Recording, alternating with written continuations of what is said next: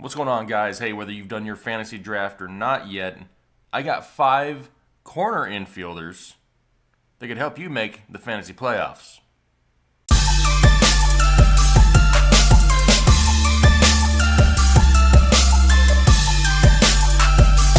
Hey, what's going on, everybody? Jake, Fantasy Headliners, coming back at you. Got the corners, the hot corners to talk about now for some baseball. Already put the video out there for the middle infielders, so make sure you check that out. Really appreciate the support. Make sure you're liking, commenting, subscribing. Got a few names, though. Whether you've drafted already or you're waiting to draft, or these guys may be available free agents. Whatever the case may be, these are 5 names you need to target, stash them, have them just in case, start them, whatever you need to do. These guys are people with high ADPs. The earliest guy I'll talk about is an ADP of 112. I mean, these are all guys you can get late rounds that can help carry your team throughout the season and allow you to pick up some of those studs early on.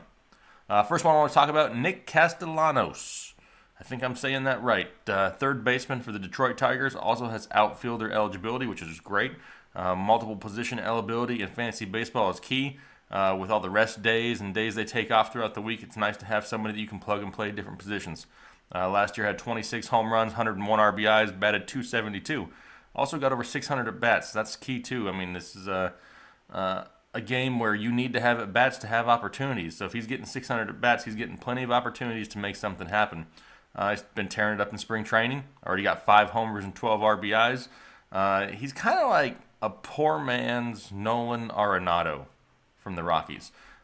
He's not quite to that level, but he hits the ball hard. He makes good contact.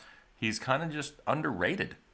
Somebody who definitely needs to have a look taken at, though, and if you got a roster spot open or you have a late round pick and you need a third baseman, Nick Castellanos is your guy. All right, number 2, let's talk about the Moose. The Moose is loose in Mike Moustakus of the still Kansas City Royals, since he couldn't go to the Yankees like everybody else. He's got an ADP of 122 right now. Part of that is because he plays on the Royals, who don't have a whole lot of firepower. But you know what? He's going to be batting cleanup in a lineup for a team that has a few guys that are going to be ahead of him that can get on base. You got the Whit Merrifields and John Jays, guys who will be on base giving him the opportunity. He's not going to go out there and hit you, 315 and 45 homers, but he may hit you 272 and 35 homers, kind of like he did last year. 38 home runs, 85 RBIs, batted .272. Being that whole contract situation that happened earlier in the year, he's playing on a 1-year deal. I love players playing on 1-year deals. They're out there trying to earn their next contract. For some reason, a lot of these guys will take that and turn it into higher production. Mike Moustakus in spring training today, as of this video, batting .400. Is he angry a little bit? Does he want his money? I think so. Mike Moustakus, great late round third baseman. Number 3, Marwin Gonzalez, the utility man of all utility men. This dude plays every position except pitcher and catcher. And at an ADP of 131, somebody you can get 12th round area.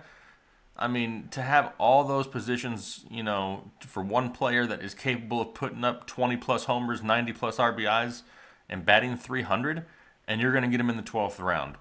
Is he going to start for you day one? If you need him to. But he's somebody great to have on the bench that you can plug and play at every position and never have to worry about having an extra bench spot for somebody else who may have a rest day. Like I said, he had 23 home runs this past year. It's a stacked lineup in Houston, okay? They're going to hit a lot of home runs. They're going to score a lot of runs. He's going to be right in the middle of things. Marwin Gonzalez is a great, great lineup option late in drafts. You're going to read a bunch of articles out there of, regression is possible. Well, regression is possible with everybody. I mean, there's a guy later on down this list that everybody's already writing off, but you know what? We ain't writing him off. Things happen for a reason. Marwin Gonzalez, I would draft him with confidence. Keep him on your bench to start off the season. Plug and play wherever you need. Right now in spring training, Marwin Gonzalez doing the same thing. Batting .317, doing just fine. Marwin Gonzalez is worth a draft pick or a claim off your free agent waiver wire. Number 4, Justin Smoak. Just spoke about him a second ago. This is who I was referring to. A lot of people have already written off Justin Smoak's 2017 season as a fluke. Was it a great season, though? Yep, dude had 38 home runs, 70 RBIs, batted .270. All career highs for him. I understand, yes, he's probably going to regress a little bit, but he's got an ADP of 136. And even if he regresses, say, down to 30 homers and bats .260, are you telling me you wouldn't want that? Justin Smoak is a great, great option late in drafts at first base. If you miss out on one of those top first basemen at the beginning, don't sweat it.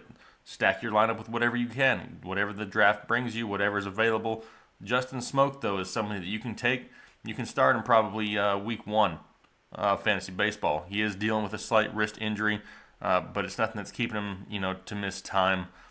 Because of that, though, people are seeing the little red cross next to his name on draft day, and they're avoiding him. Don't avoid Justin Smoak. Take him, stash him. You may end up having an all-star first baseman that you got way late. Number 5, and I'm going to break the rules, but that's okay because when you have your own show, you can break the rules. I'm putting in a catcher. I know he's not playing the corner infield spots, but you know what? He deserves to be mentioned, and I don't want to make a video for one guy because there's only one real good catcher late in drafts you can still get, and that's Yadier Molina of the St. Louis Cardinals. Right now, his ADP is 164. I had to double check it because it seems ridiculous.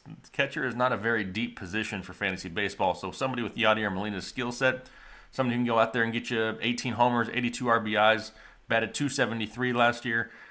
He wants to play. There's all these reports talking about, oh, they need to rest him, to keep him fresh. He doesn't want to be rested. He plays better when he doesn't rest. Majority of the season last year, he'd play 6 out of 7 games a week, all at the catcher position.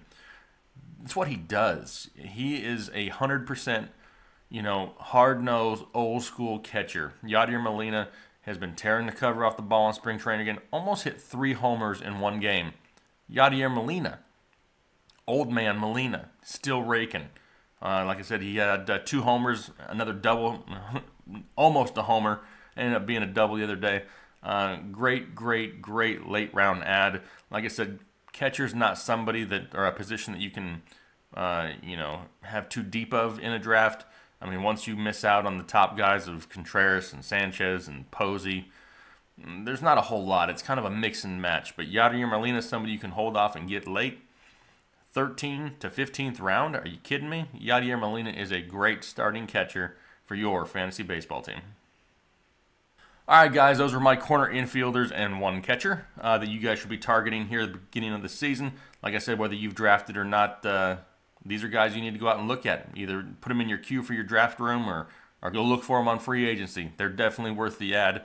I really appreciate you guys' support like usual. Make sure you're liking, commenting, subscribing. If you got any questions, hit me up. Answer every question you guys put below. And I look forward to talking to you guys. If you need anything, hit me up. I'm here for you. Appreciate it. Thanks. Bye.